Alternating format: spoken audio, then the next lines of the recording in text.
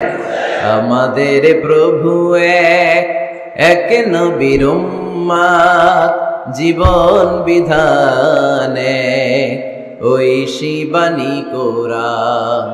তবে কেন এক নও হে মুসলমান, এক হও করিয়া আহ্বান। ঠিক কিনা? বাইতুল্লাহ এক, মদিনা শরীফ এক, উহুদ পাহাড় এক, বদরের মাঠে একটা তো জীবন আর মরণ যে একটাই, একের সাথে মিলে মিশে একটাই প্রাণ। তবে কেন এক নও হে মুসলমান, এক হও করিয়া আহ্বান। ঠিক কিনা? এখন সময় এসেছে এক হওয়ার, এক প্ল্যাটফর্মে চলে আসার, আলাদা থাকার সময় নাই। কারণ যখন আমরা একা তখন আমরা ব্যক্তি। খেয়াল করে শুনেন, যখন আমরা একা তখন আমরা ব্যক্তি, আর যখন আমরা সবাই মিলি তখন আমরা শক্তি। ঠিক কিনা? কিন্তু আমরা একে অপরকে দেখতে পারি না। আমরা মুসলিম, আমরা ভাই ভাই, এটা আমরা ভুলে গেছি। শুধু আমি আপনি ভাই না, একজন কাফেরও আমার ভাই, একজন হিন্দু আমার ভাই, একজন খ্রিস্টানও আমার ভাই, একজন নাস্তিকও আমার ভাই। ভাতৃত্ব তিন ধরনের। একটা হচ্ছে আল উখুয়া আন-নাসাবিয়া, রক্তের বাঁধনের ভাই। আমার মায়ের পেটের যে ভাই সে হচ্ছে আমার রক্তের ভাই। আরেকটা হচ্ছে আল উখুয়া দ্বীনিয়া, দ্বীনি ভাই। আমরা সবাই কি ভাই? আওয়াজ করে বলতে হবে মুসলমান, কি ভাই? দ্বীনি ভাই। আরেকটা হচ্ছে আল উখুয়া আল ইনসানিয়া, মানবতার দিক থেকে ভাই।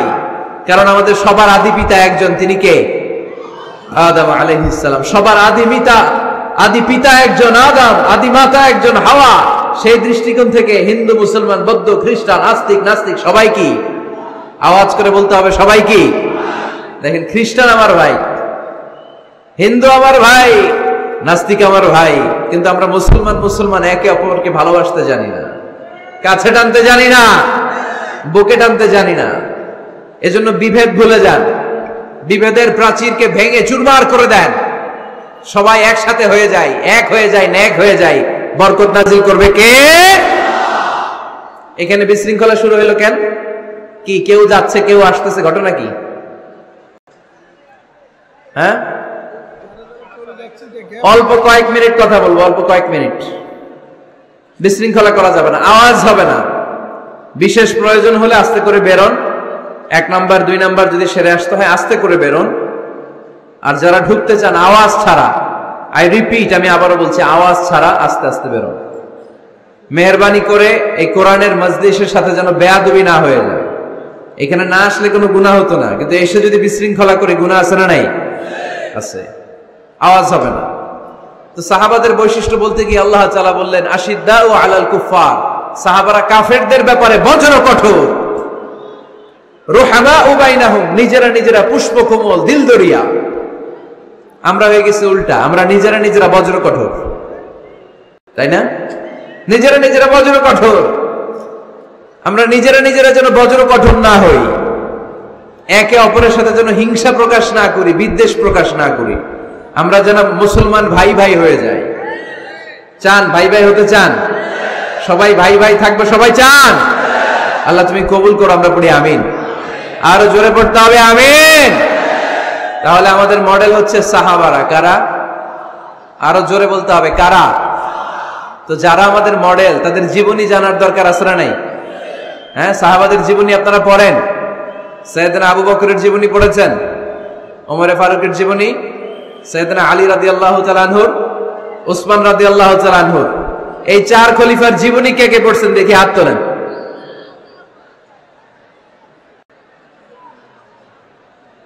মাশাআল্লাহ, হাত নামান। বাকিরা কার জীবনী পড়ছেন?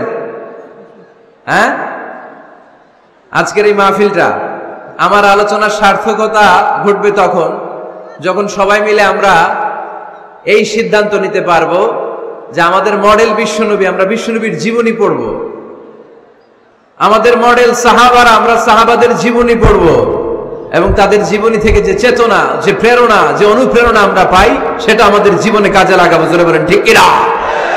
যারা সাহাবাদের জীবনী পড়ে তারা কি কখনো মিথ্যা বলতে পারে? ঘুষ খেতে পারে? সুদ খেতে পারে? খাদ্যে ভেজাল দিতে পারে? মাছে ফরমালিন দিতে পারে? ওজনে কম দিতে পারে? ক্যাসিনোর ব্যবসা করতে পারে? পেঁয়াজের দাম বাড়াতে পারে? কোন মেয়েকে ধর্ষণ করতে পারে? এগুলো হবে দেশপ্রেমিক, এগুলো হবে আল্লাহওয়ালা।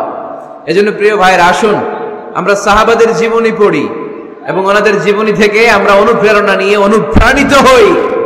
আজকে আমরা সাইয়েদনা ওমরে ফারুকের জীবনী থেকে কিছু শিক্ষা আমাদের নিজেদের জন্য নিয়ে আমরা বাড়িতে ফিরব ইনশাআল্লাহ। অল্প কয়েকজন বলছে, আর জোরে বলতে হবে ইনশাআল্লাহ। মাশাআল্লাহ। এখনো ঢোকা আর বের হওয়া বন্ধ হয় নাই না? বিশৃঙ্খলা হলে আমি কথা বলতে পারি না। আপনাদেরকে 1 মিনিট সময় দিলাম, 1 মিনিট। বের হইতে চাইলে যান, আস্তে করে যান। বসতে চাইলে বসেন, 1 মিনিট, আওয়াজ হবে না। খুব বিশৃঙ্খল।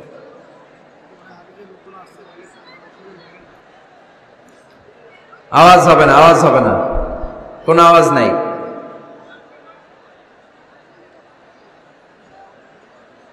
বেশি কষ্ট হচ্ছে? হ্যাঁ, একজন তাকবীর দেন, আওয়াজ করে তাকবীর পড়েন।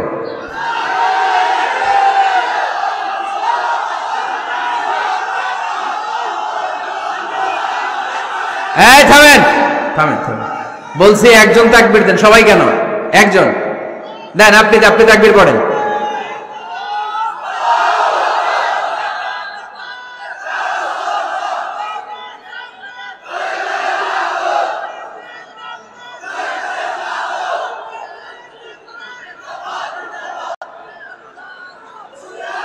মাশাআল্লাহ, মাশাআল্লাহ। এবার চুপ, একেবারে চুপ। আপনারা কি চুপ করতে পারবেন? পারবেন না বোধহয়, কষ্ট হচ্ছে। তাহলে একেবারে চুপ। এই দিকটাতে আমি কাউকে ওঠা বসা করতে দেখতে চাই না। একেবারে চুপ, ইশারা ইঙ্গিতে। এইদিকেও বিশৃঙ্খলা হচ্ছে, এই দিকটাতে, এই মাঝখানটাতে। জরুরি কাজ থাকলে আস্তে করে যান, ভদ্রভাবে উঠে যান, আর বাকিরা বসেন, কোনো আওয়াজ হবে না। সাইয়েদনা ওমরে ফারুক রাদিয়াল্লাহু তাআলা আনহুর জীবনী আমরা শুনবো। কার জীবনী? আওয়াজ করে বলতে হবে, কার জীবনী?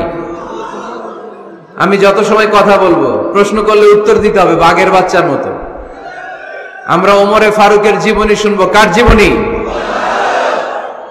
ওমরে ফারুকের জীবনী। আল্লাহ তাআলা 3টা ইমানি ধাক্কা ওনার হৃদয়ে দিয়ে ওনাকে ইসলামের জন্য কবুল করে নিয়েছেন। কয়টা ধাক্কা? সবাই বলতে হবে, আরো জোরে বলেন, কয়টা? 3টা। 1 নাম্বার ধাক্কা হচ্ছে বিশ্বনবীর দোয়ার ধাক্কা। দোয়ার একটা ধাক্কা আছে না নাই? এটা বড় ধাক্কা। এটা ব্যালিস্টিক ক্ষেপণাস্ত্রের চেয়েও কড়া, মারাত্মক। মিসাইল হামলা করলে যেমনি লক্ষ্যবস্তু ভেদ করে, দোয়ার মতো দোয়া করলো, দোয়া যে লক্ষ্যবস্তুতে আঘাত হানে। ঠিক কিনা? বিশ্বনবী দোয়া করলেন, আল্লাহুম্মা আইজ্জাল ইসলাম বিআহাব্বির রাজুলাইনি ইলাইক। আল্লাহ, এই মক্কার 2 জন লোকের একজনকে তুমি কালিমার সুশীতল ছায়াতলে এনে দাও। 2 জন লাগবে না। কয়জন লাগবে? জোরে বলেন, 1 জন। কারণ যুগ জামানা পাল্টে দিতে চাই না অনেকজন। 1 মানুষই আনতে পারে জাতির জাগরণ। 1 মানুষই বিপদকালে বাঁচায় কাফেলায়, ক্ষুদ্র ডিঙ্গি বাঁচায় জাহাজ অসীম দরিয়ায়। এজন্য জামানা পাল্টে দিতে লাগে কয়জন? এজন্য বিশ্বনবী আল্লাহর কাছে দোয়া করলেন, আল্লাহ, মক্কার 2 জনের একজন, 2 জন চাই না, 2 জনের যে কোনো একজনকে কালিমার সুশীতল ছায়া তুলে এনে দাও। এক হলো ওমর ইবনুল খাত্তাব। হয়তো খাত্তাবের বেটা ওমরকে তুমি ইসলামের ভেতরে নিয়ে আসো, কিংবা আবি জাহাল ইবনে হিশাম, হিশামের বেটা আবু জাহেলকে তুমি মুসলমান বানায়া দাও। 2 জন চাইছেন নাকি 1 জন? হয় খাত্তাবের বেটা ওমর কিংবা হিশামের বেটা আবু জাহাল, 2 জনের একজনকে আমার চাই। ওমরে ফারুকের জন্য দোয়াটা কবুল করে নিয়েছে কে? তাহাজ্জুদের নামাজ পড়ে বিশ্বনবী যখন দোয়া করলেন, এই দোয়া যে ওমরে ফারুকের হৃদয়ে একটা ধাক্কা মারল। সুবহানাল্লাহ পড়েন।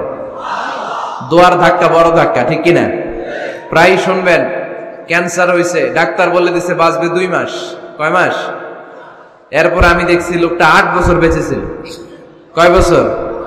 ডাক্তার বলছে বাঁচবে কয় মাস, বেঁচে ছিল কয় বছর? 8 বছর। কিসের বরকতে?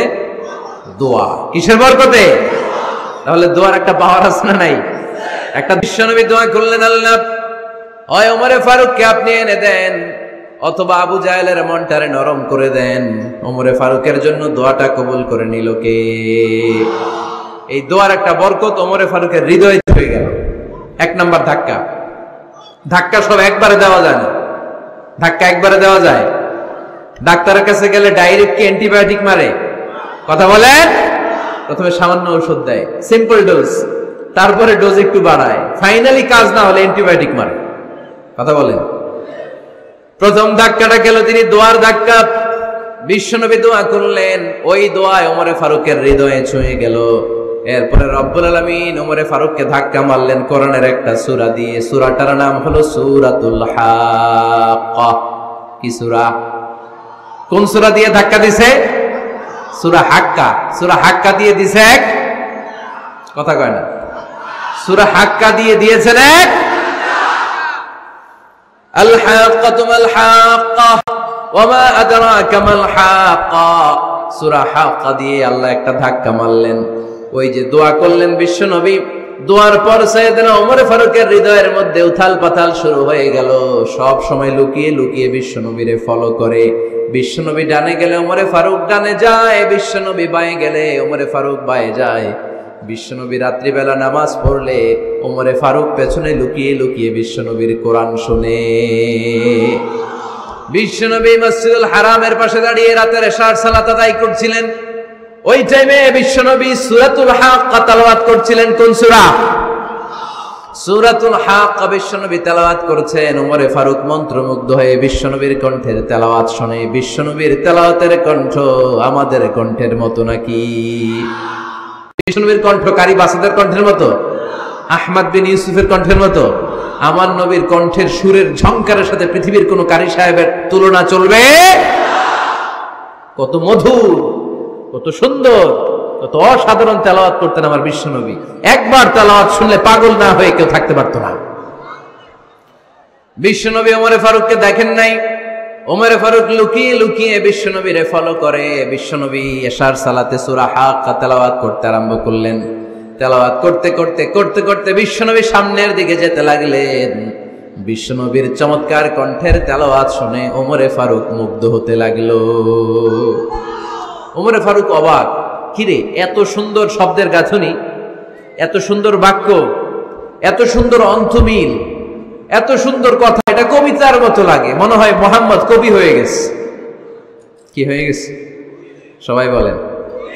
মনে হয় মোহাম্মদ কবি হয়ে গেছে, কাব্য প্রতিভা দিয়ে নিজেই কবিতা বানাইছে।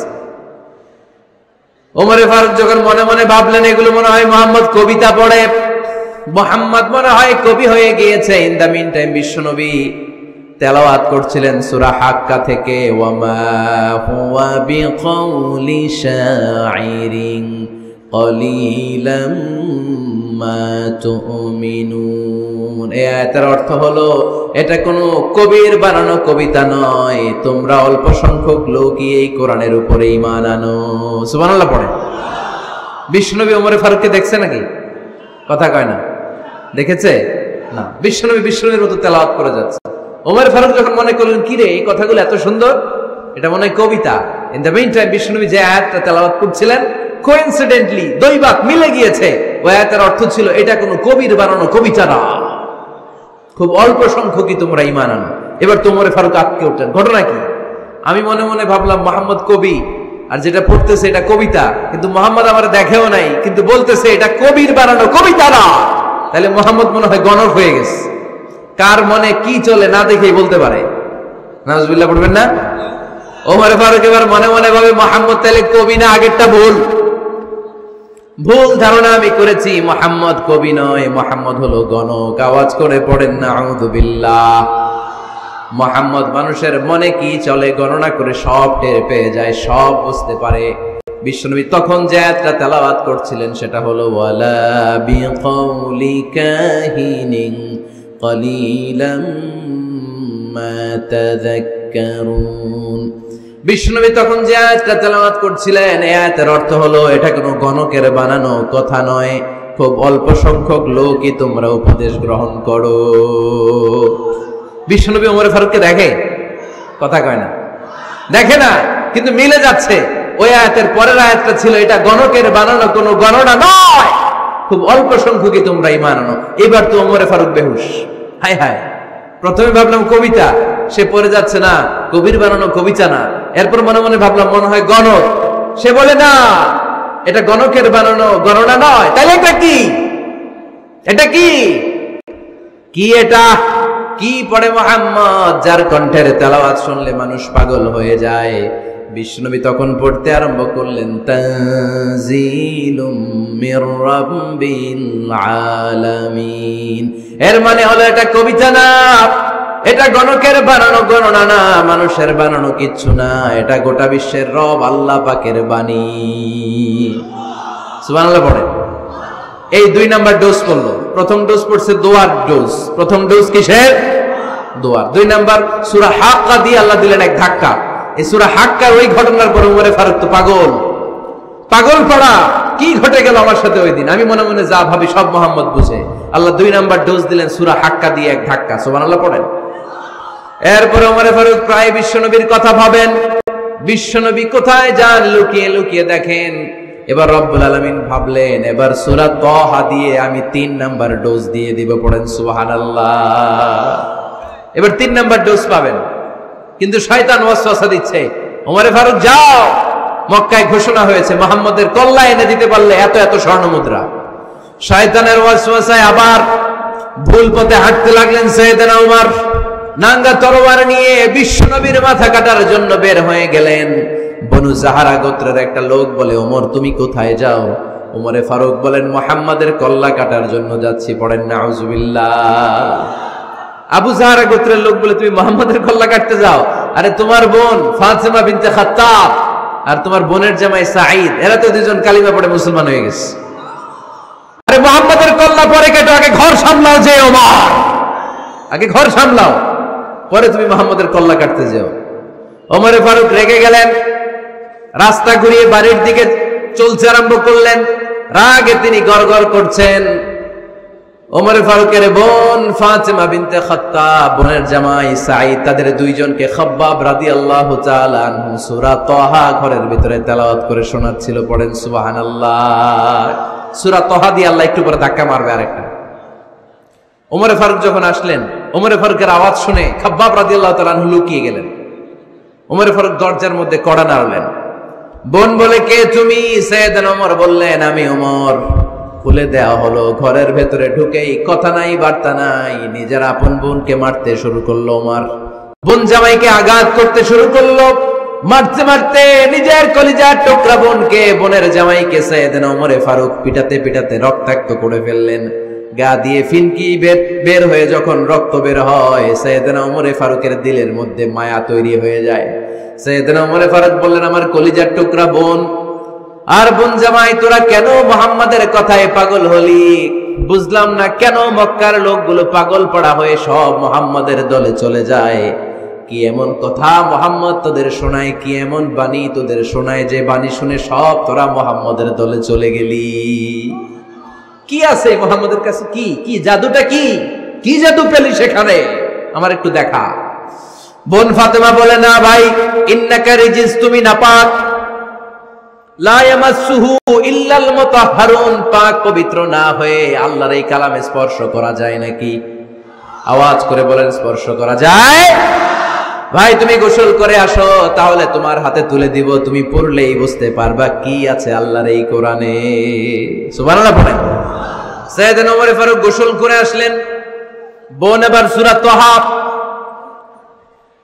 চামড়ার মধ্যে সূরাতু তাহার কিছু অংশ লিখে খাব্বাব রাদিয়াল্লাহু তাআলা আনহু লুকিয়েছিলেন। ওনার হাত থেকে সূরা তাহার অংশটা নিয়ে সাইয়েদনা ওমর ফারুকের বোন ওমর ফারুকের হাতে দিয়ে বলল, ভাই তুমি আসার আগে এই অংশটা সবাই মিলে তেলাওয়াত করছিলাম। ওমর ফারুকের হৃদয়টা তখন একেবারে নরম, কারণ আগে ধাক্কা খাইছে কয়টা? জোরে বলতে হবে। প্রথম ধাক্কাটা কিসের? দোয়া। দ্বিতীয়টা হাক্কা, সূরার নাম হাক্কা দিয়ে দিছেন আল্লাহ ধাক্কা।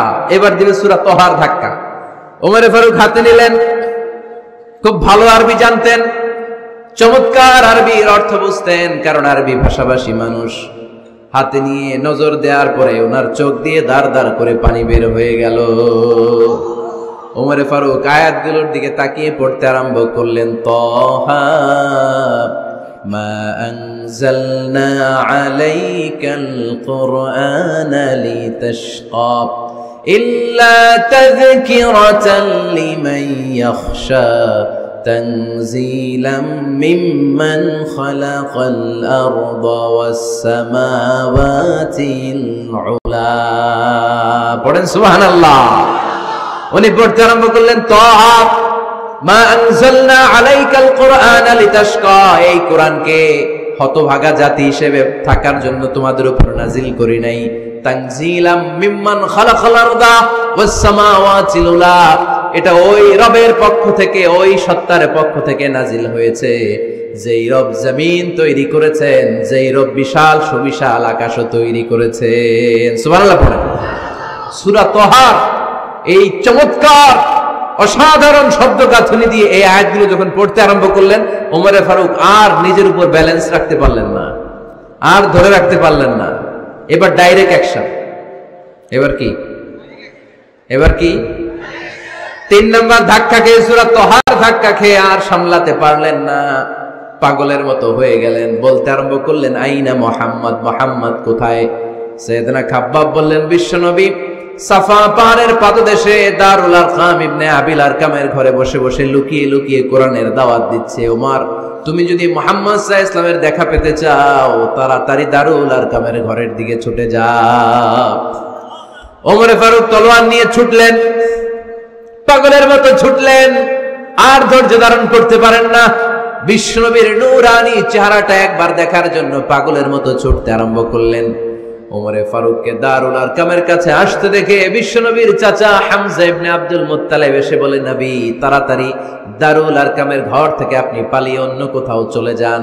ওই যে ওমর ইবনে খাত্তাব নাঙ্গা তলোয়ার নিয়ে আপনার উপর আক্রমণ করার জন্য ছুটে আসছে গো নবী। বিশ্বনবী বললেন, ও আমার সাহাবারা, ও আমার চাচা হামজা, সবাই আপনারা সরে যান, ওমররে আসতে দেন, ওমররে বাধা দিয়েন না। কারণ কিছুদিন আগে তাহাজ্জুদের নামাজ পড়ে আমি আল্লাহর কাছে একটা বিশেষ দোয়া করেছি, আমার মন বলছে ওই দোয়াটা আল্লাহ কবুল করতে শুরু করেছে।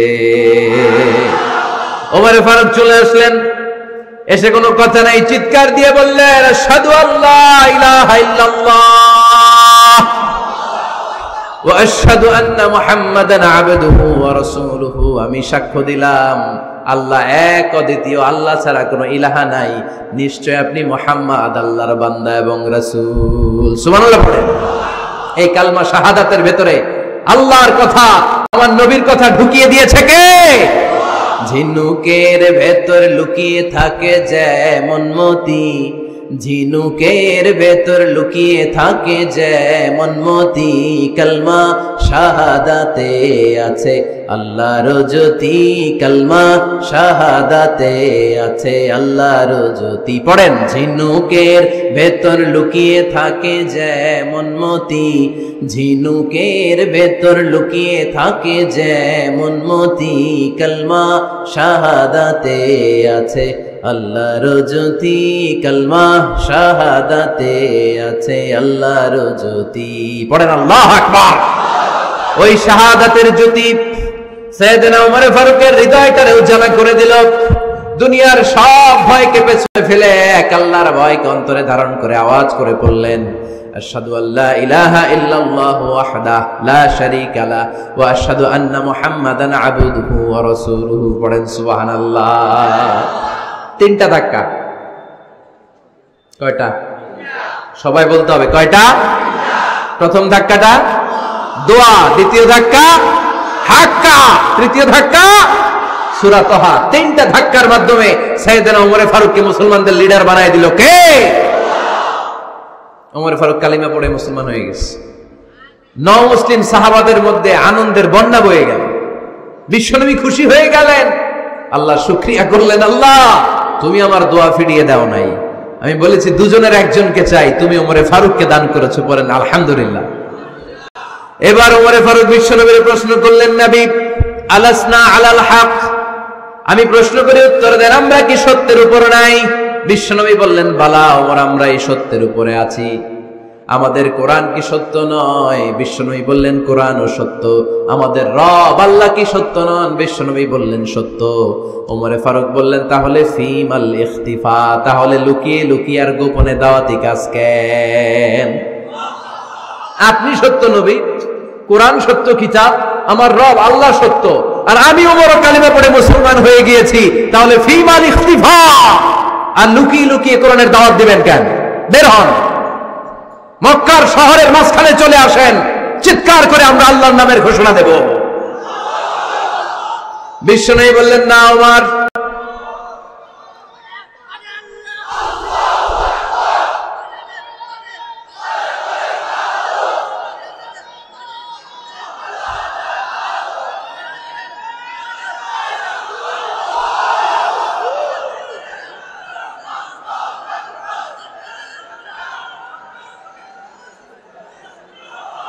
বিশ্বনবী ডেকে বললেন, না ওমর, এটা মাক্কি জীবন, ওমর এটা মাক্কি জীবন, এখানে দাওয়াতি কাজ করব লুকিয়ে লুকিয়ে, আস্তে আস্তে। আল্লাহ যখন আমাদেরকে বিজয়ী করে দিবেন, তখন আমরা প্রকাশ্যে দাওয়াত দিলে কোনো সমস্যা নাই।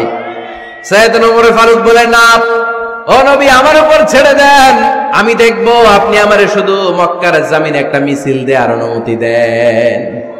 কিসের অনুমতি? আল্লাহর নামের তাকবীর দেওয়ার অনুমতি দেন। বিশ্বনবী বললেন, ঠিক আছে, সাবধানে তাকবীর দিও। ওমরে ফারুক তাকবীর দেওয়ার জন্য লোক খুঁজতে আরম্ভ করলেন। মুসলিম 11 জন সাহাবাকে খুঁজে পেলেন। কয়জন? ওমরে ফারুক বললেন 11 জনই চলবে। 11 জনকে 2 লাইন করলেন। কয় লাইন? পিছনে 6 জন, সামনে 5 জন। পিছনের লাইনের নেতা বানিয়ে দিলেন বিশ্বনবীর চাচা হামজা ইবনে আব্দুল মুত্তালিবকে। প্রথম লাইনের 5 জনের নেতৃত্ব দিতে আরম্ভ করলেন সাইয়েদনা ওমরে ফারুক নিজেই। 2 লাইন তাকবীর দিতে জানলে বেশি মানুষ লাগে না, 10 জন দিয়ে গোটা বিশ্বটারে কাঁপিয়ে দেওয়া যায়। 11 জন 6 আর 5 ওমর ফারুক সামনে দাঁড়ালেন। ওমর ফারুক সামনে দাঁড়িয়ে এবার আল্লাহর নামের স্লোগান দিবেন। ওমর ফারুক বললেন, আমরা খুব লম্বা চূড়া স্লোগান দিব না, খুব ছোট্ট, দারুল আরকামের ঘর থেকে কাবা ঘর পর্যন্ত, বাইতুল্লাহ পর্যন্ত, এতটুকু জায়গা আমরা তাকবীর দিতে দিতে সামনের দিকে এগোবো, পৃথিবীর কোনো শক্তি আমাদেরকে থামায় দিতে পারবে না। ওমর ফারুক তখন 1 বাক্যের একটা ভাষণ দিলেন। কয় বাক্যের? ওমর ফারুক সামনে দাঁড়িয়ে বললেন, মান আরাদা আন তাসকুলা উম্মুহু ইয়া জামা ওয়ালাদুহু তারমিলা যাওজাতুহু ফালিয়াসুদ্দানি। কে আছো? মান আরাদা আন তাসকুলা উম্মুহু, কে আছো মায়ের বুক খালি করতে চাও? ইয়া জামা ওয়ালাদু, কে আছো বাচ্চাগুলারে, সন্তানগুলারে ইয়াতিম বানাতে চাও? তারমিলা যাওজাতুহু, কার এত বড় বুকের পাটা আছে দেখি, কে আছো স্ত্রীকে বিধবা বানাতে চাও? বুকের পাটা থাকলে আমি ওমরে থামাও, যদি সাহস থাকে আমি ওমরের মিছিল থামাও। ওমর ফারুক শুরু করলেন, আল্লাহু আকবার, আল্লাহু আকবার, আল্লাহু আকবার। স্লোগান দিতে দিতে সাইয়েদনা ওমর ফারুক কাবার গিলাফ যে স্পর্শ করলেন, ওমর ফারুকের এই স্লোগান কেউ থামাতে পারে নাই। কিয়ামত পর্যন্ত এই আল্লাহর নামের স্লোগান কেউ থামাতে পারবে না। চিল্লায় বলো ঠিক কিনা?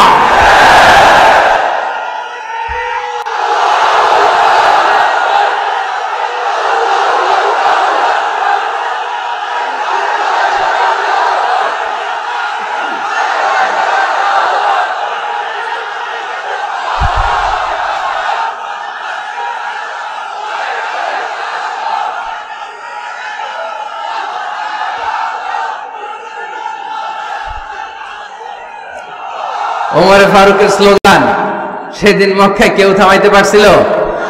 আওয়াজ করে বলতে পারছিল? এখনো আল্লাহর নামের স্লোগান কেউ থামাই দিতে পারবে? কিয়ামত পর্যন্ত আমার রবের স্লোগান কেউ থামাতে পারবে? পারবে না। ওমর ফারুক স্লোগান দিলেন।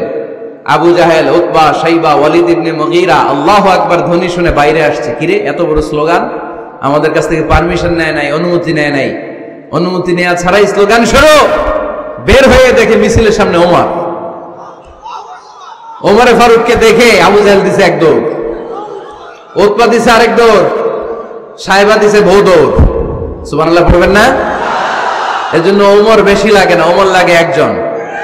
চিল্লায় বলতে হবে ওমরে ফারুক লাগে কয়জন? একজন ওমরই গোটা বিশ্বের চেহারা পাল্টে দিতে সক্ষম। চিল্লায় বলেন ঠিক কিনা? গোটা বিশ্বে মুসলমানদের আছে করুণ অবস্থা। আমাদের কোনো সেন্ট্রাল লিডারশিপ নাই। আমাদের মুসলিম দেশগুলোরে এক করে রাখবে, ভাইয়ের ভাইয়ের মতো রাখবে, আমাদের স্বার্থ নিয়ে কথা বলবে, এরকম নেতা আমাদের নাই। ঠিক কিনা? আমরা সেই ওমরে ফারুকের অপেক্ষায়, আমরা সেই ইমাম আল মাহাদির অপেক্ষায়, যার একটা হুঙ্কারে আর আহ্বানে গোটা বিশ্বের সব মুসলমান এক প্ল্যাটফর্মে চলে আসবে। ওইরকম নেতা একজন লাগবে। কয়জন? গোটা মুসলিম উম্মাকে একত্রিত করার জন্য একজন ওমরে যথেষ্ট। ঠিক কিনা? আবার বিশ্বনবী বলছেন লা নাবিয়্যা বা'দি ওয়ালা রাসূলা, আমার পরে কোনো নবী নাই, আমার পরে কোনো রাসূল নাই। তবে লাউ কানা বা'দি নাবিয়্যুন লাকানা উমর, আমি নবীর পরে যদি নবী হওয়ার যোগ্যতা কারো থাকে, আমার ওমরের মধ্যে সেই যোগ্যতা আল্লাহ দিয়েছে। প্রভু তুমি বলেছো রাসূল দেবে না, বলনি দেবে না ওমর, বলনি দেবে না হামজা তারিক, খালিদ বিজয় সমর। প্রভু তুমি বলেছো রাসূল দেবে না, বলনি দেবে না ওমর, বলনি দেবে না হামজা তারিক, খালিদ বিজয় সমর। প্রভু তুমি বলেছো রাসূল দেবে না। আল্লাহু আকবার। একটা ওমর দরকার। কয়জন দরকার? কয়জন দরকার? এই পুরা উম্মাহ, মুসলিম উম্মার মধ্যে ওনার পজিশন নাম্বার 3। ওমর ফারুকের পজিশন নাম্বার 1 নম্বর পজিশন বিশ্বনবী সাল্লাল্লাহু আলাইহি ওয়াসাল্লাম। দ্বিতীয় পজিশন আবু বকর। আর 3 নম্বর পজিশন সুবহানাল্লাহ পড়বেন না? আশরাতুল মুবাশশিরিন বিল জান্নাহ, জান্নাতের সুসংবাদ প্রাপ্ত অনেক সাহাবার কথা হাদিসে পাওয়া যায়, কিন্তু এক হাদিসে আল্লাহ রাসূল সাল্লাল্লাহু আলাইহি ওয়াসাল্লাম 10 জন সাহাবীর কথা বলেছেন। ওই 10 জনের ভেতরে সাইয়েদনা ওমর ফারুক আছে না নাই? আবার ওমর ফারুক ছিলেন বিশ্বনবীর শ্বশুর। সাইয়েদনা ওমর ফারুকের কন্যা হাফসা রাদিয়াল্লাহু তাআলা আনহাকে বিশ্বনবী বিয়ে করে ওমর ফারুকের জামাই হয়েছেন, আর ওমর ফারুককে বিশ্বনবী শ্বশুর বানিয়েছেন। সুবহানাল্লাহ পড়েন। আগে জানতেন এটা? ওমর ফারুক রাদিয়াল্লাহু তাআলা আনহু যে বিশ্বনবীর শ্বশুর ছিল, এটা আজকে প্রথম জানলেন। কে কে দেখি?